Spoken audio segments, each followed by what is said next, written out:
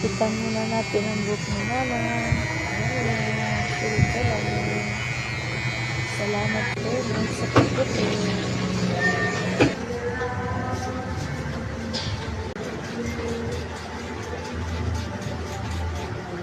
Healthy buhok ni nanay, wala pang putigaan. Sana all. Yung mga senior dito, kukulay na eh. Dito sa Manila. Oo. Ngayon pala. Sana magustuhan ni nanay, kay Gupit Barbers lang tayo, nay. No problem. Sa probinsya, Di talaga ako natuto. Nanay ko Bisaya eh. Pag magsalita sila Bisaya, hindi ako mautusan eh, kasi hindi ko maintindihan eh.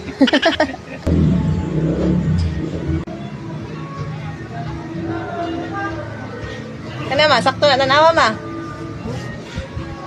Check natin eh. Hindi masobrahan sa nipis. Dapat sinama mo si Cairo eh. Ano, naglalaro ang cellphone. Puro cellphone ng... Check mo yung nanay. Tapos na yan ma? Ha? Check mo na. Bawas sa taas. Okay na ba yan? Ma, tanawa ma. Tanawa sa amin oh.